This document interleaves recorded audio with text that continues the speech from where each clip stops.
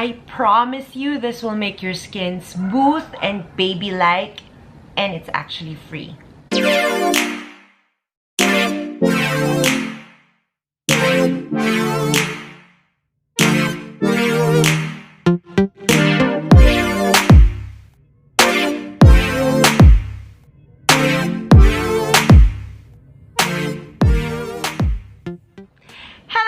Myra here, and welcome to another video. Today I'm gonna share with you another skin hack, and I'm so excited to share this with you because I've been loving this. So if you've been watching my vlogs, you already know that I love my coffee.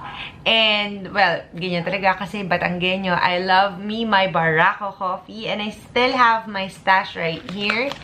Ayan. This is the only bag that's left from our recent trip sa Tagaytay. And last na to. So, tinitipid ko siya. Pero, ang sarap talaga magkape. Lalo na ngayon, umuulan. So, I've been brewing my coffee lately. And I am just left with a lot of, ano ba tawag dito? Sapal? Yung used up na coffee beans. And now, I just thought, what can I do with these beans? Kesa naman itapon ko siya, sayang, diba? So, I thought of a way how to recycle these beans. And I just thought, why not use it as a body scrub? And well, what do you know? It actually works! Nung una ko siyang ginamit, experimental lang yon. I was so amazed at how my skin felt after using this scrub. Sobrang ang soft niya, and parang nawala lahat ng mga kalyo ko and lahat ng mga rough areas and rough patches sa skin ko. Sobrang it turned it into like baby skin. Literally. Sobrang soft niya na ang sarap niyang hawakan. If you're wondering how I do this, I'm gonna tell you now. Gagawin nyo, simpleng-simple lang. Kukunin nyo lang yung kape na naiwan dun sa coffee maker, yung tapos na siya na i-brew, and then ilipat nyo siya sa isang lalagyan.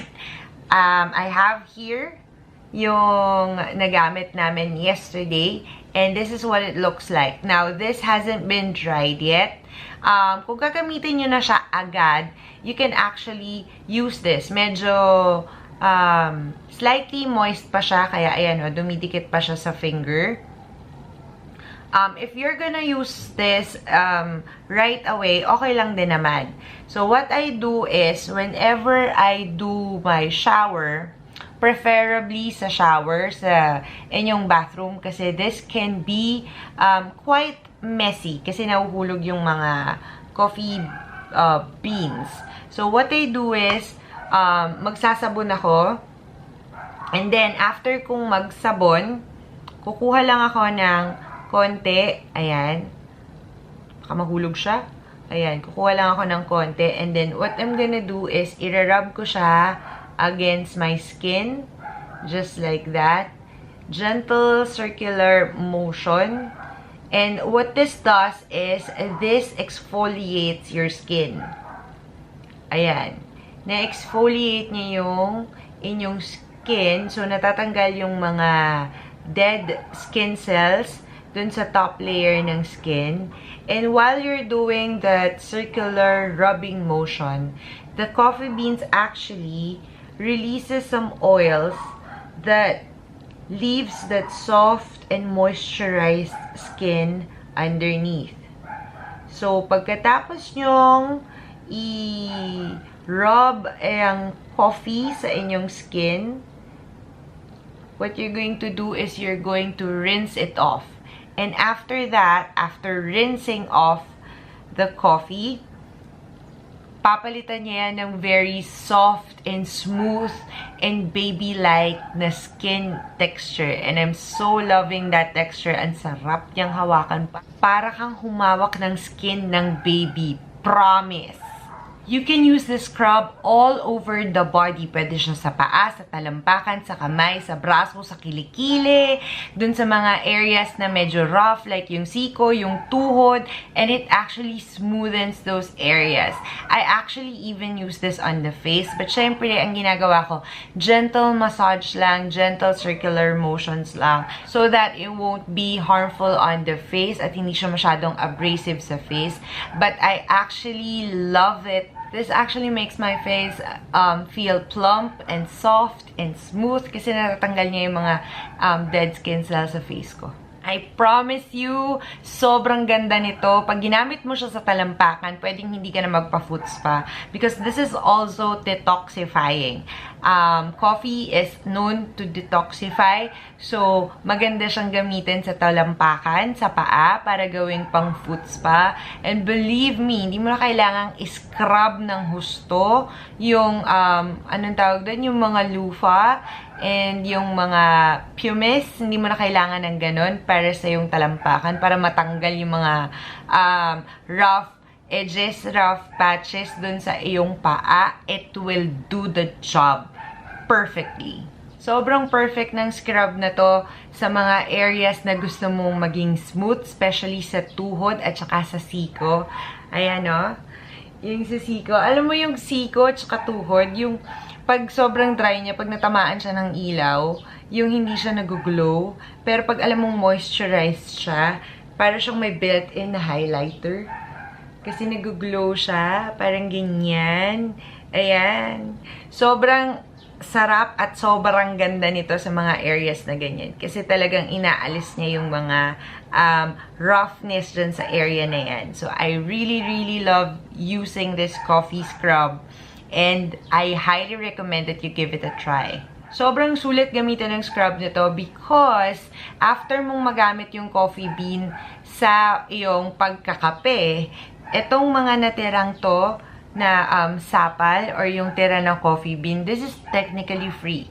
This is what you would usually just throw out in your trash. But then, because you can actually use this as your scrub, this is technically free. Meron pa akong isa pang tip na i-share sa inyo.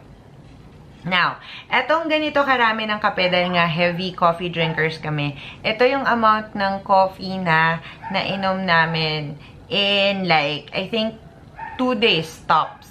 Itong dalawang tumpok na to. Now, hindi ko to magagamit agad-agad in one washing. So, what I do is, I let this air dry.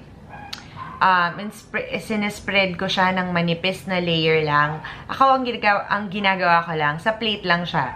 So, sinespread ko siya ng manipis na layer lang. And then, I leave it under the sun. Kasi yun yung pinakamabilis na pang-dry sa kanya. And, after it's all dried up, ang ginagawa ko, I store it sa isang dark na container to preserve it. Kasi, kapag ganito na medyo basa pa, and hindi mo siya agad nagamit, siguro after 2 days, tutubuan siya ng molds. So, that is something na hindi mo na pwede magamit. Kailangan itapon mo na agad. Because this is moist, yan yung mga gustong-gustong tubuan ng mga molds because they love that environment. Now, why we air dry this is to preserve it. Hindi na ako naglalagay ng iba pang mga preservatives sa aking coffee scrub. As is na lang siya.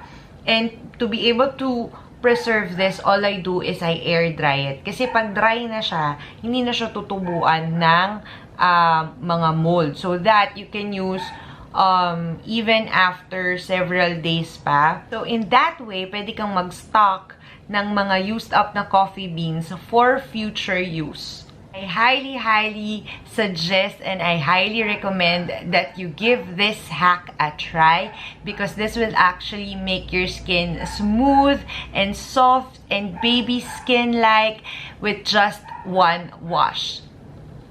Parang ad yun na. Anyway, I hope meron kayong napulot sa video na ito. If you've already tried this hack or any variation of this hack, please let me know down in the comments para ma-share nyo rin yung experience nyo at para makatulong din sa ibang makakanood nitong video na ito. Thank you so much for watching. I hope you enjoyed watching this video. If you do, please let me know by giving me a thumbs up and also subscribe to my channel if you still haven't. Click the bell para ma-notify ka whenever I upload new videos. You may also follow me on my other social media accounts. I'm Myra Paneda on Facebook, Twitter, and Instagram. Again, thank you so much for watching and I hope to see you again on my next video. Bye! Yeah, no. No.